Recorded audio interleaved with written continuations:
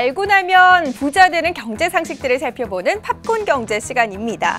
자, 얼마 전에 제가 백화점에 가서요, 백화점 상품권을 구매하려고 했던 적이 있습니다. 그런데 카드 결제를 하려고 카드를 내밀었더니 직원분께서 상품권은 유가증권이기 때문에 카드 결제가 안 됩니다 라는 답변만 돌아왔습니다. 때문에 현금 결제를 해야 합니다 라는 답변이 돌아왔는데요. 도대체 왜 그런 것일까요? 오늘 그 부분과 관련돼서 살펴보도록 하겠습니다. 자, 먼저 백화점 직원이 설명한 유가증권의 의미부터 좀 살펴보도록 하겠습니다. 유가증권의 사전적인 의미를 좀 살펴보면요. 유가, 값이 적혀있다라는 뜻이고요. 증권, 값어치나 권리가 적혀있는 종이다라고 표현을 해볼 수가 있겠습니다. 결국 이 화폐 대용으로 유통하는 수표나 어음 등을 좀 이야기를 하는 것으로 재산적 가치를 가지고 있는 종이에 해당하는 것들을 이야기해 볼 수가 있는데요. 때문에 백화점에서는 이 상품권도 유가증권이다 이렇게 설명을 하고 있습니다. 자, 왜 백화점 상품권은 신용카드로 살 수가 없는 것일까요? 우리나라 법에는 사실 이 개인이 신용카드로 상품권이나 선불카드를 월 100만 원 한도 내에서 구매할 수 있다라고 법적으로 이야기를 하고 있습니다.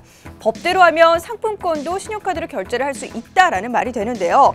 그러나 대부분의 백화점은 상품권을 팔 때 현금만을 받습니다. 자, 백화점 측의 항변을 살펴보면요.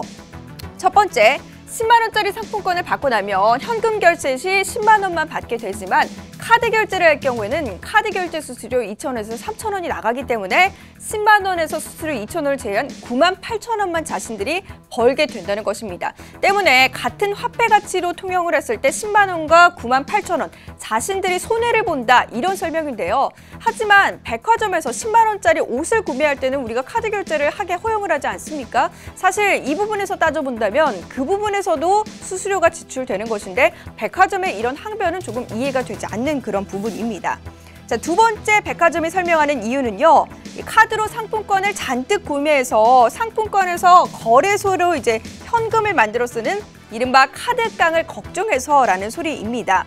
카드깡의 이제 방식을 살펴보면 백화점에서 10만 원에 사는 그 백화점 상품권을 구매한 다음에 상품권 거래업체에 9만 5천 원에 현금을 주고 판다라는 이런 의미인데, 자, 이런 점을 이용하기 때문에 이런 점이 우려된다라는 것이 백화점의 설명이고요.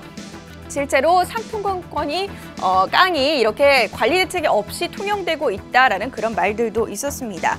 자, 신용카드로 상품권이 구입되지 않는 이유, 사실 두 가지 이유를 살펴봤지만 아직 확실히는 알 수 없습니다. 결국 백화점만 알 수 있겠죠. 자, 백화점이 오늘 상품권을 카드 결제를 받지 않는 이유 살펴봤습니다.